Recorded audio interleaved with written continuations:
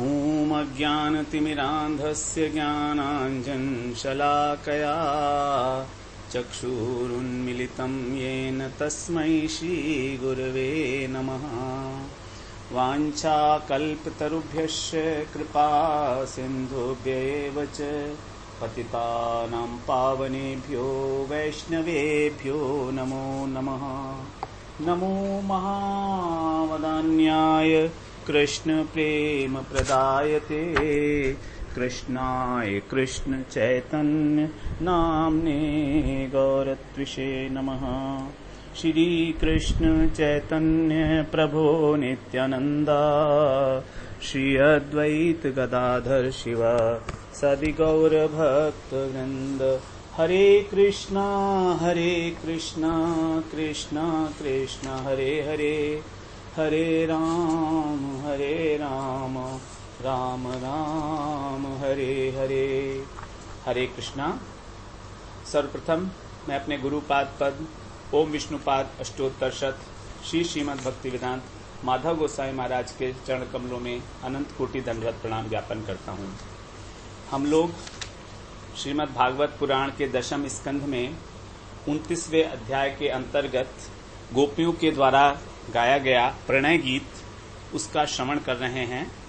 तो उसमें हमारा अभी जो आरंभ हुआ है वो 31वें श्लोक से गोपियों ने गीत का आरंभ किया है।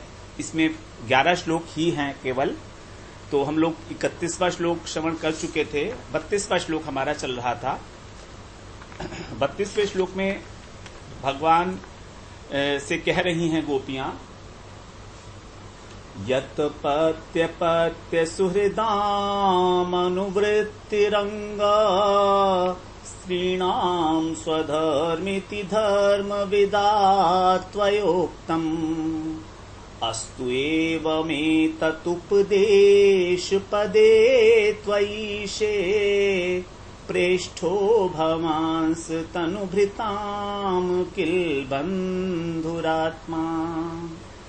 भगवान को अंग कहकर संबोधन कर रही हैं। हे प्यारे श्याम सुंदर, तुम कौन हो? धर्मविदा, सभी धर्मों के रहस्य को जानने वाले हो, धर्मविद हो।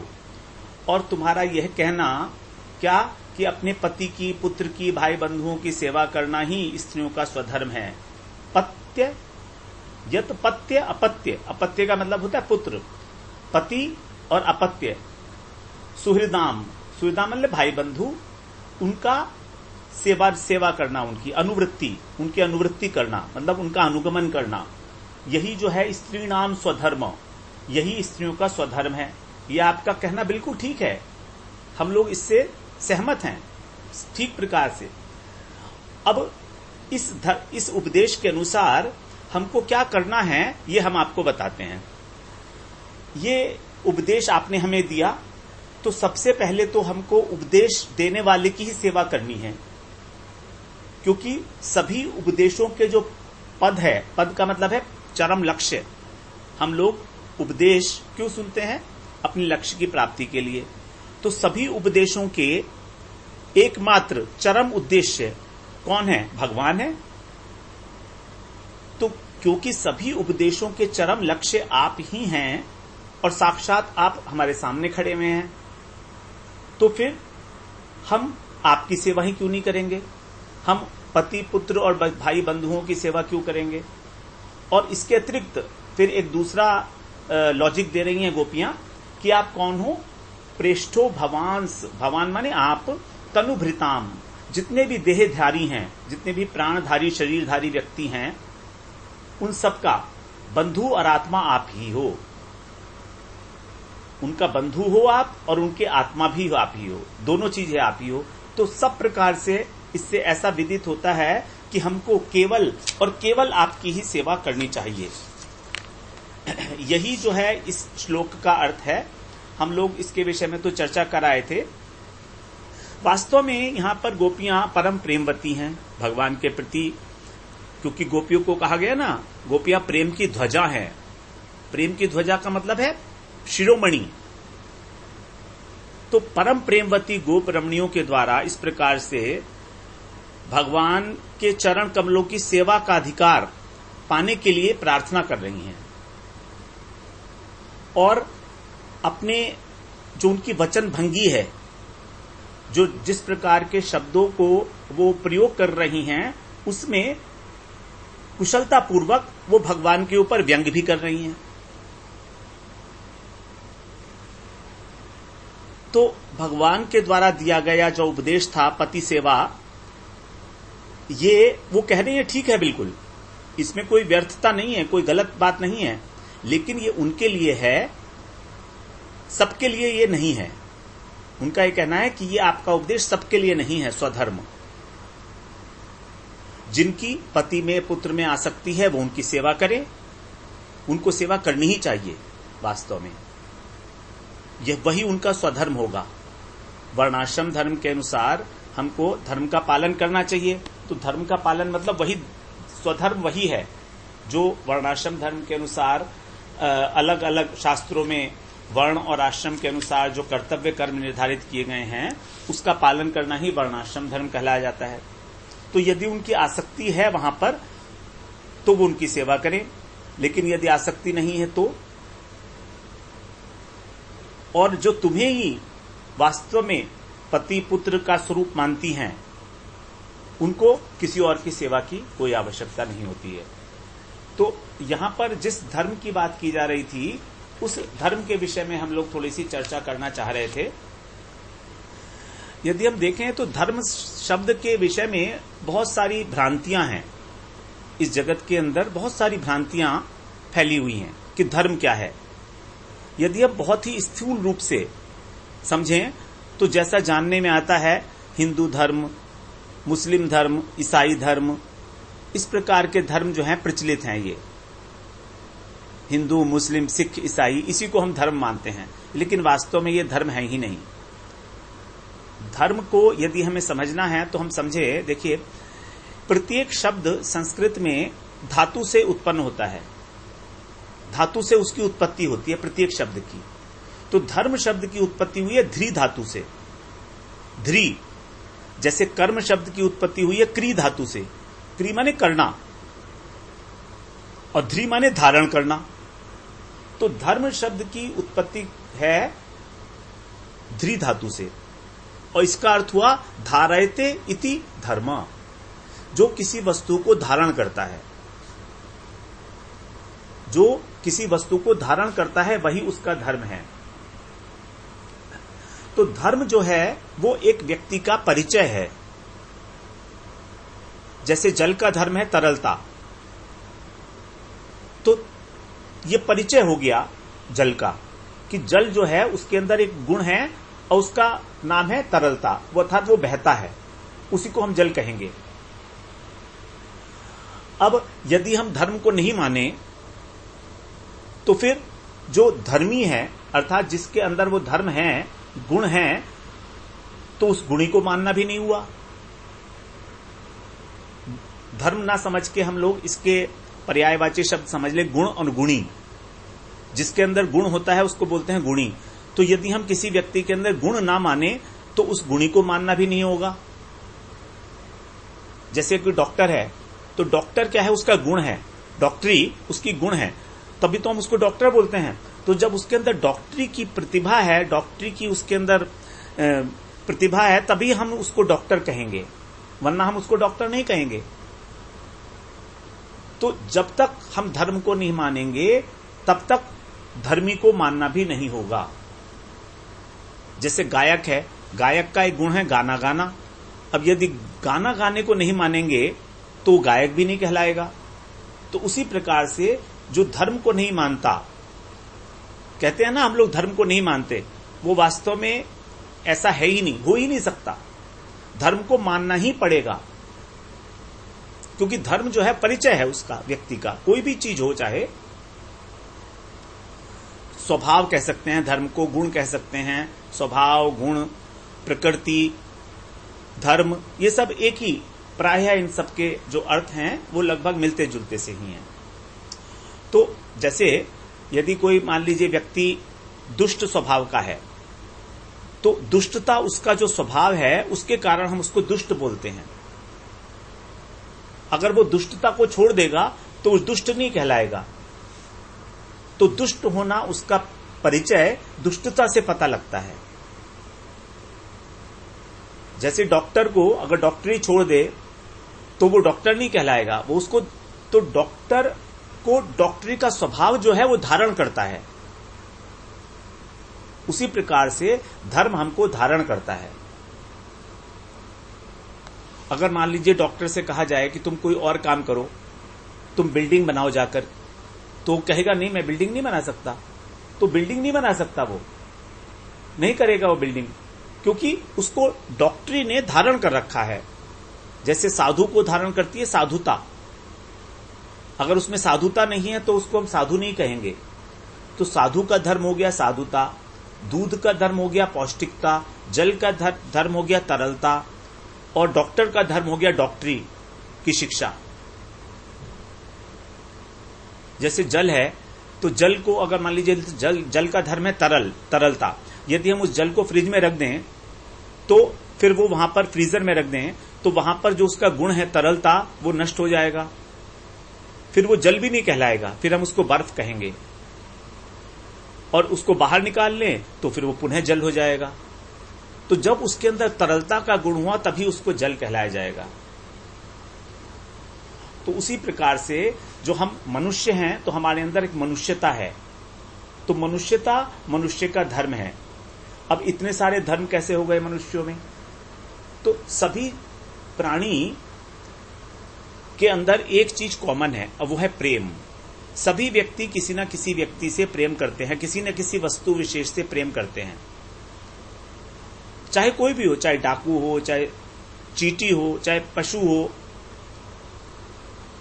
और भी कुछ नहीं तो अपनी देह से तो सब लोग प्रेम करते ही हैं। चींटी भी अपने देह से कितना प्रेम करती है, उस देह को जिंदा रखने के लिए वो देखो रात भर जो है घूमती रहती है, चक्कर काटती रहती है कि कहीं कुछ खाने को मिले, कहीं कुछ खाने को मिले। तो वास्तव में मनुष्य मात्र का, वास्तव में प्राणी मात्र का धर्म है प्रेम। ये एक ऐसी वस्तु है जो सबको धारण करती है, और इस कॉमन है प्रेम हमारा सबका, सभी प्राणियों के अंदर प्रेम कॉमन है। तो प्रेम का जो लक्षण पता लगेगा वो होता है सेवा करने से। जिसको भी हम प्रेम करते हैं हम उसकी सेवा करते हैं। जैसे चींटी है, चींटी अपने शरीर से प्रेम करती है, तो अब अपने शरीर की सेवा कर रही है। मतलब अगर हम चींटी को मारने जाएंगे तो चींटी भाग जाएगी, तो वो क्या कर रही है? चींटी भाग जाएगी तो वो अपने शरीर की सेवा कर रही है, शरीर को बचा रही है। तो ये शरीर की रक्षा करना जो है, ये ही हो गया उसका प्रेम।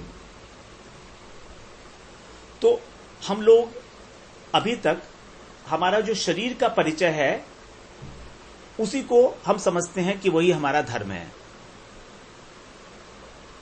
दो स्तर पर हम लोग धर्म को समझना चाहिए, एक तो शरीर के स्तर पर और एक आत्मा के स्तर पर।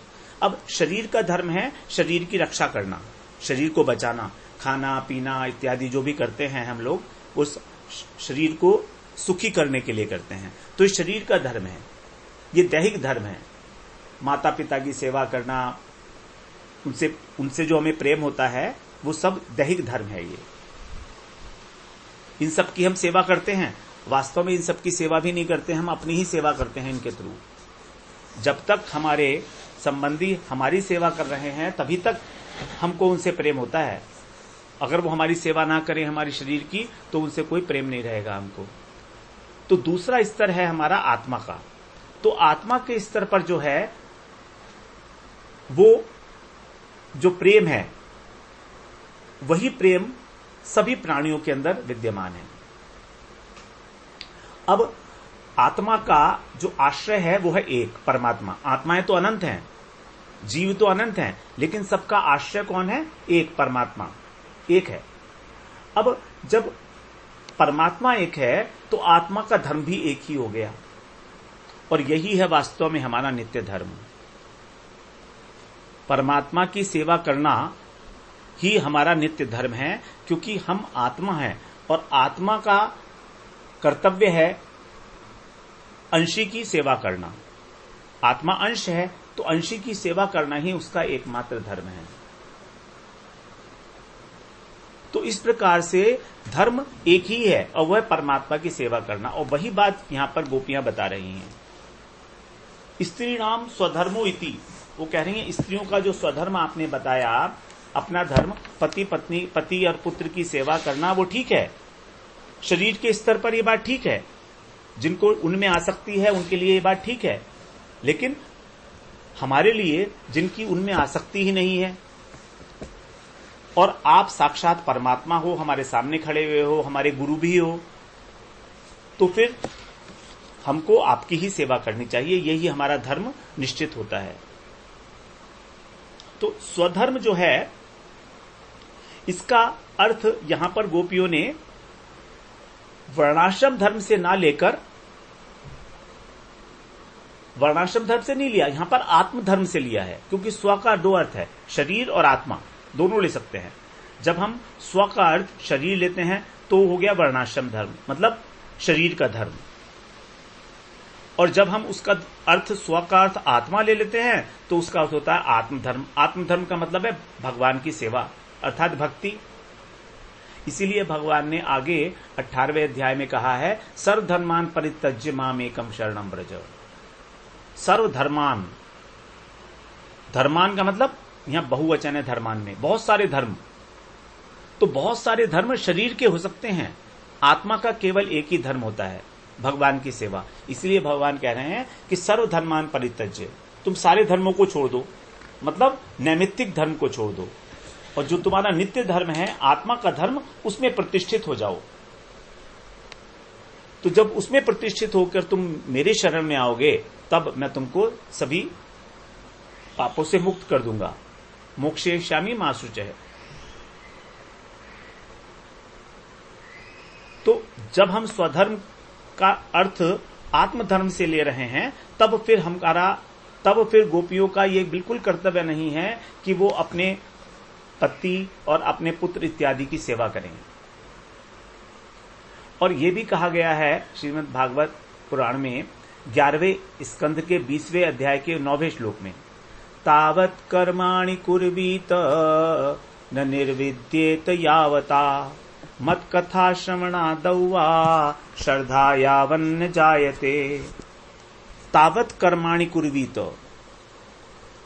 तावत् कर्माणि कुर्वीत मतलब कर्म को तभी तक करना चाहिए, न निर्विद्येत यावता, जब तक हमारे मन के अंदर विरक्ति ना हो जाए। निर्विद्येत, निर्वेद का अर्थ होता है विरक्ति, वैराग्य। तो जब तक हमारे हृदय के अंदर वैराग्य उत्पन्न ना हो जाए संसार के प्रति, तभी तक कर्म करना हमारा अधिकार है। भगवान ने कहा ना, कर्मण्येवाधिकारस्ते मा फलेषु कदाचन, कर्म में तेरा अधिकार है। तो हम मनुष्य कर्म का अधिकारी कब तक है? क्योंकि कर्म के अंदर तो गुण और दोष दोनों हैं। तो जब तक कर्म के अंदर, जब तक उसके हृदय के अंदर वैराग्य की उत्पत्ति नहीं हुई और कर्म के अंदर उसकी आसक्ति है, कर्म फल के अंदर आसक्ति है, कर्ता भोक्तापन का अभिमान है, तो जो कर्म के अंदर आसक्ति का होना और कर्तापन का होना, ये कर्म के अंदर गुण और दोष हैं। ये कर्म के अंदर कल्मश है, मलिनता है कर्म की, और यही मलिनता हमको कर्म से बांधती है, इस संसार से बांधने वाली होती है। तो जब तक वैराग्य उत्पन्न न हो जाए इस संसार से, तब तक कर्म करना चाहिए। अथवा आगे कह रहे हैं भगवान, मत कथा श्रवणादौ वा श्रद्धा यावन्न जायते, अथवा मेरी कथा के श्रवण कीर्तन स्मरण आदि में जब तक श्रद्धा उत्पन्न ना हो जाए तब तक।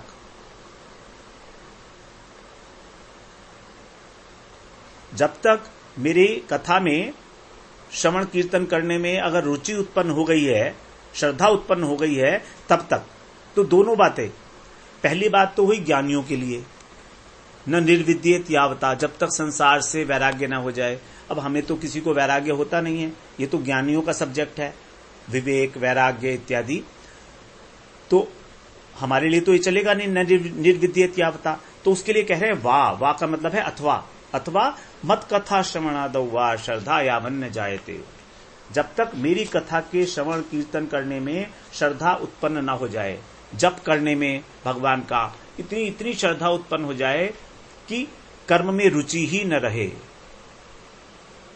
श्रद्धा इतनी अधिक हो जाए कि कर्म में रुचि ही न रहे, बल्कि जो आवश्यक कर्म हैं वो भी व्यवधान स्वरूप लगने लगे। व्यवहार के कार्य तो व्यवधान लगे ही लगे, यहां तक कि शरीर निर्वाह के लिए जो कार्य किए जा रहे हैं, खाना पीना सोना उठना बैठना, ये जो हैं, जो व्यवहारिक कार्य हैं, ये भी व्यवधान स्वरूप लगने लगे। आपने देखा होगा भक्त लोगों के पास बिल्कुल समय नहीं होता है, बिल्कुल टाइम नहीं होता है उनके पास। किसी से टेलीफोन पे बात करने का उनके पास समय नहीं होता है, 5 मिनट 10 मिनट, हाँ जी और क्या हुआ, हाँ जी और क्या हुआ, ये सब कहने का टाइम नहीं होता है मोबाइल में। एक एक मिनट उनका कीमती है, एक एक मिनट के लिए वो भगवान का नाम का स्मरण कर रहे हैं, भगवान की कथा कर रहे हैं या हरि नाम कर रहे हैं। मत कथा श्रवणादौ वा श्रद्धा यावन्न जायते। अव्यर्थ कालत्वम, जिसको कहा गया है अव्यर्थ कालत्वम, काल का एक क्षण भी व्यर्थ ना चला जाए। तो टाइम मैनेजमेंट सबसे इंपॉर्टेंट है भक्त के लिए। Time management, how is managing his time in a perfect way, जिससे कि मैक्सिमम टाइम भगवान का भजन कर सके, इनका ही स्मरण कर सके, अपनी सभी चेष्टाओं को भगवान के लिए समर्पित कर सके, उनसे संबंध करा सके, उनसे लिंक कर सके, जोड़ सके उनसे सभी चेष्टाओं को। बाजार जा रहा है तो भगवान के लिए, भोग के लिए, प्रसाद लाने के, भोग बनाने के लिए जा रहा है। घर में कुछ कर रहा है तो हरि नाम स्मरण चल रहा है, मन मन में स्मरण चल रहा है, हरे कृष्णा चल रहा है। तो लगातार उसका रुचि इतनी अधिक हो जानी चाहिए, तभी कर्म के लिए कहा गया है कि आप कर्म का त्याग कर सकते हो। कर्म का मतलब यहां पर है वर्णाश्रम धर्म। जो वर्णाश्रम धर्म के अनुसार हमको कार्य नियत किए गए हैं, यदि हम बिना वैराग्य हुए संसार से अथवा भगवान के प्रति रुचि उत्पन्न न होने पर यदि छोड़ देते हैं तो पाप लगता है। तो मत कथा श्रवणादौ वा श्रद्धा यावन्न जायते, बहुत इंपॉर्टेंट श्लोक है ये। नाम जप में इतनी रुचि उत्पन्न हो गई है, इतनी रुचि उत्पन्न हो गई है कि समय का छोटा सा अंतराल भी बहुत भारी लगने लगता है, बहुत बड़ा लगने लगता है। यदि कोई कहता है कि हमको आपसे 20 मिनट बात करनी है, 15-20 मिनट बात करनी है, तो एकदम से सोचता है अरे 15-20 मिनट कहां से निकालूंगा मैं, कौन सा समय निकालूंगा 15-20 मिनट। वो तो अपना स्नान इत्यादि के अंदर भी जल्दी जल्दी से काम फिनिश करता है, जो जबरदस्ती के काम है करने ही पड़ते हैं भाई, उसको तो हम छोड़ नहीं सकते। तभी हम लोग कर्म से जो है विमुख हो सकते हैं, कर्म का त्याग कर सकते हैं। तो भक्ति उसी के लिए है जिसकी इतनी अधिक रुचि उत्पन्न हो गई है, जबकि उसके भी कर्म में आसक्ति है। ये नहीं है कि उसने कर्म करने छोड़ दिए हैं, घर परिवार छोड़ दिया है, ऐसा कुछ नहीं किया है उसने। ना तो भी वैराग्य है उसके अंदर, और कभी कभी इच्छा भी करती है कुछ ना कुछ, फल में आसक्ति भी है उसकी, थोड़ी थोड़ी, दोनों बातें हैं। तो वही व्यक्ति वास्तव में भजन कर सकता है। ये जो श्लोक है मान लीजिए बड़ा इंपॉर्टेंट है, क्योंकि गोपियों ने यहां पर बड़ा स्पष्ट किया है कि हमारा स्वधर्म है क्या। जब तक हम शरीर में अवस्थित हैं, जब तक हम केवल संसार के अंदर लिप्त हैं, तब तक इस संसार के कर्तव्यों का पालन करना हमारा कर्तव्य है। जो भी संसार के कर्तव्य हैं उनका पालन करना चाहिए व्यावहारिक रूप से, वर्णाश्रम धर्म के अनुसार। लेकिन यदि भगवान में इतनी अधिक रुचि उत्पन्न हो चुकी है तो ये कर्म का मतलब है माता पिता की सेवा इत्यादि जितने भी हैं ये वर्णाश्रम धर्म के निमित्तिक धर्म, इन सब से भी उपराम होना पड़ेगा। और ऐसा भी कहा जाता है कि यदि भगवान के अंदर बहुत अधिक रुचि उत्पन्न होने के बाद भी कर्म किया जाए, यदि भक्ति में 100% रुचि हो गई है, भजन करना है ये उद्देश्य बना लिया है, और उसके बावजूद भी यदि कर्म में प्रवृत्त हुआ जाएगा तो एक प्रकार से उसका भी दोष लगेगा। कारण यह है कि यदि हम एक कक्षा से ऊपर उठ चुके हैं तो हमें उस कक्षा को छोड़ना ही पड़ता है। मान लीजिए हम 8वीं क्लास में पास कर लिए, अब 8वीं क्लास से हमको बहुत प्रेम था, टीचर से बहुत प्रेम था, उस जिस कमरे में हमारी क्लास लगा करती थी उससे बहुत अधिक प्रेम था। तो यदि केवल उस आसक्ति के कारण हम 8वीं क्लास में ही रहें और 9वीं क्लास में ना जाएं तो दोष लगेगा, क्योंकि अब 9वीं में जाना है हमको। तो उसी प्रकार से जब अत्यधिक रुचि उत्पन्न हो जाती है, ये हमें डिसाइड करना है कि कब होगा वो। और वो इसका ये मतलब बिल्कुल नहीं है कि हमें संसार से उपराम हो जाना है, ऐसा बिल्कुल नहीं है, क्योंकि भक्ति के लिए जो योग्यता बताई गई है वो 8वें श्लोक में बताई गई है। भागवत पुराण के ही 11वें स्कंद के और 20वें अध्याय के 8वें श्लोक में बता रहे हैं, यदृच्छया मत कथादौ जात शर्धस्तु यह पुमान न निर्वीणो नातिसक्तो भक्ति योगो से सिद्धिदः। यदृच्छया, हम लोग इसके विषय में बड़ी पहले भी चर्चा कराए हैं। यदृच्छया बड़ा महत्वपूर्ण, बड़ा कीमती शब्द है ये यदृच्छया। मेरे को व्यक्तिगत रूप से बहुत अच्छा लगता है ये शब्द यदृच्छया। हम लोगों ने पहले भी इस शब्द की व्याख्या बड़ी डिटेल में कही थी। एक बार हमने दूसरे अध्याय में जब हम गीता के थे तब वहां पर ये आया था, यदृच्छया च उत्पन्नम, यदृच्छया च उत्पन्नम स्वर्ग द्वारम अपावृतम, दूसरे अध्याय के 32वें श्लोक में।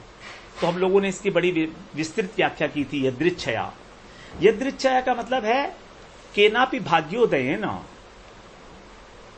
किसी प्रकार से भी कोई सुकृति थी, भगवान की कोई कृपा हो गई, किसी साधु की कृपा हो गई, भाग्य का उदय हो गया।